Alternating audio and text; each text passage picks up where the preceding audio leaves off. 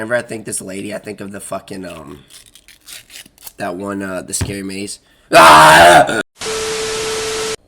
Reapers, what's is good? It's your boy Laser. He's looking into the scary action video, you know, the scary content. So I can do whatever. The terrifying possession of Exorcism of Roland 𝐬, the real life Regan. Regan. Just scary content. More scary videos features from open. You subscribe to the notification bell icon. Stream video on Twitch. Stream music. Side boy. Let's dive straight in this video.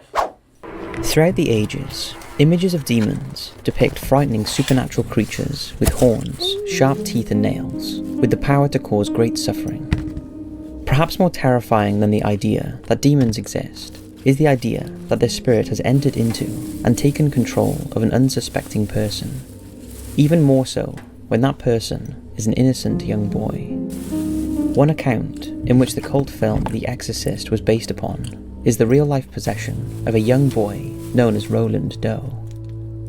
While Hollywood may have taken creative license, showing the victim's head spinning 360 degrees, much of the film is based on diaries of the priests involved. In real life, over the course of several months, a boy under the pseudonym Roland 𝐬. Oh, what the fuck are you doing?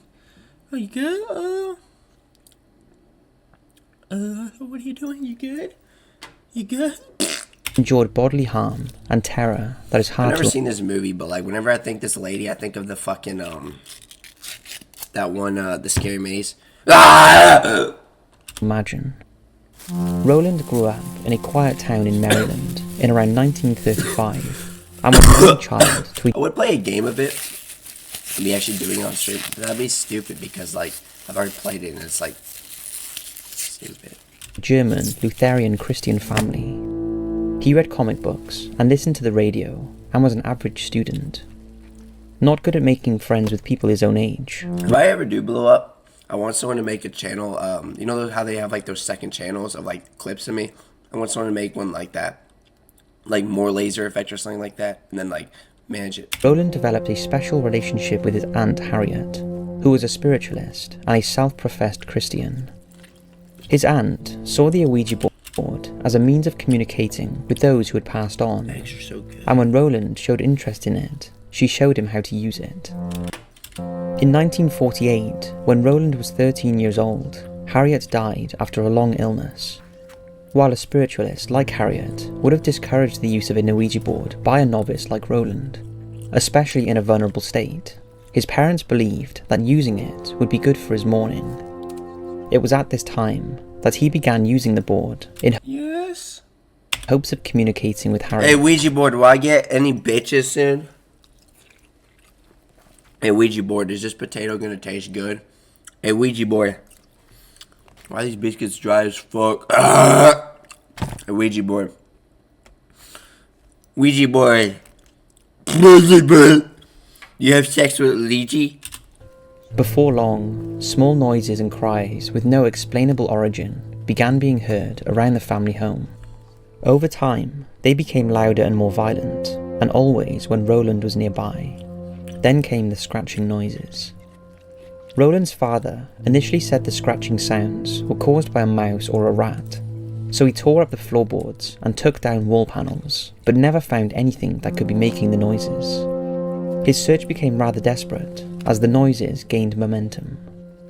The noises were then overshadowed by objects in the home moving on their own. Pictures were reported to come off the walls and be thrown at family members and visitors, and objects levitated. Roland's bed frame would also violently shake at night.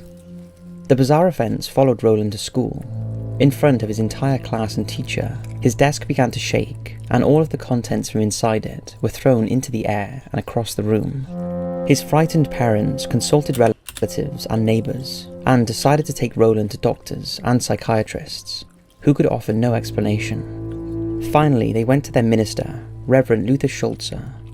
Reverend 𝐿𝐶 arranged for Roland to stay in his home one night for observation, and they each slept in a twin bed in the same room. The Reverend reported vibrating sounds from Roland's bed and scratching sounds on the walls. He also witnessed an armchair in the room tip over and a pile of blankets tiptoed. You ever just take your blankets and then not under them? All time. Topple on their own accord. While the events at that point were mild compared to what would later occur, as Roland had never been baptized, Reverend 𝐂𝐳𝐶 saw evil at work inside of him. He made arrangements to perform an exorcism inside his home, and secured the assistance of several priests. After the exorcism commenced, the events escalated, and young Roland had bruises, bite marks, and inscriptions on his skin, including "Help Me," and other marks reading "Evil." They worried the boy's declining health would make them unable to complete the exorcism, so decided to stop. Roland continued to have scratches on his body, and when one read Louis, his family believed that indicated they should go to St. Louis, where some family members lived. After their swift move to St. Louis, the family moved into a beautiful colonial-style house on Roanoke Drive, where the exorcisms began in the same way as in Maryland, with scratches on his body and I can't wait, bro. I have a fucking I have a skull.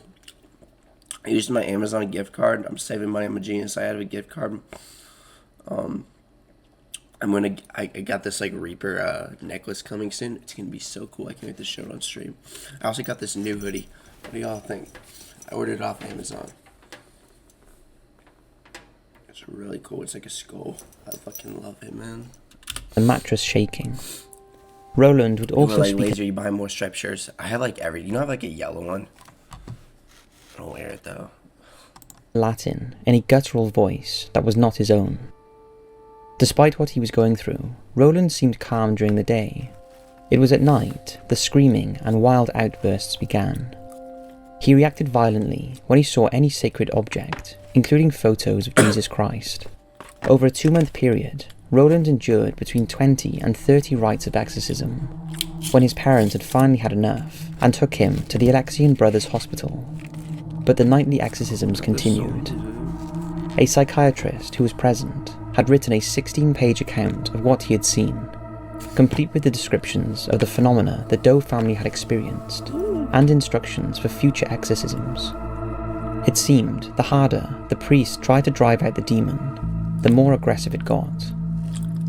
Roland broke a priest's nose, and one of the priests was hospitalized after Roland used... No, these exorcists ain't no joke, bro. Imagine just going up to someone, bro, and then they start saying... Blah, blah, blah, blah, blah, blah.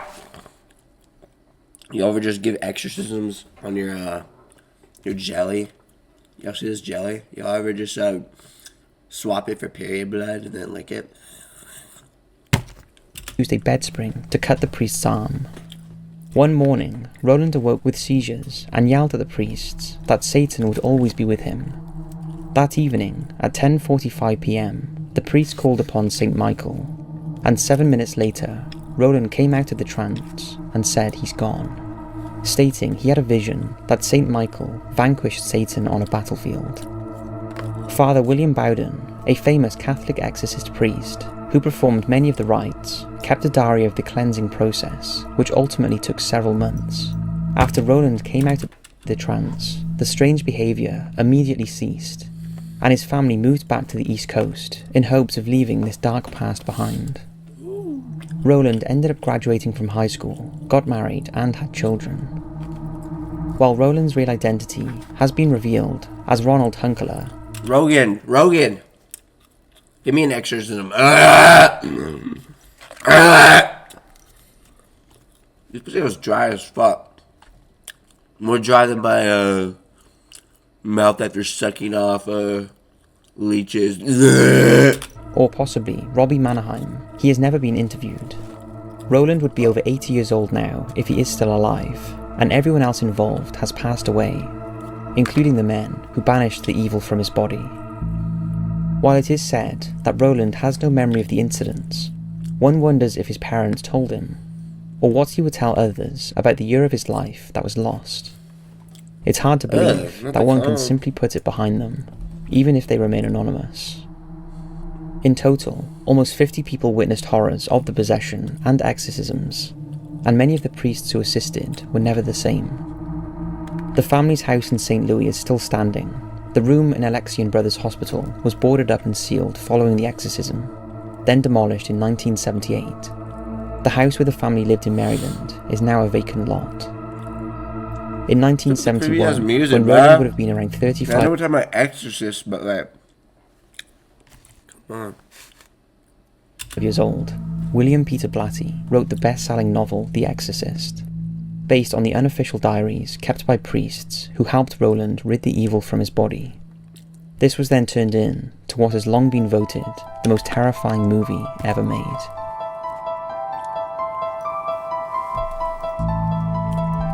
Damn screen. Well, guys, this was the video. I've enjoyed it. Which of those terrified possessions and exorcisms was supposed to do? Peace.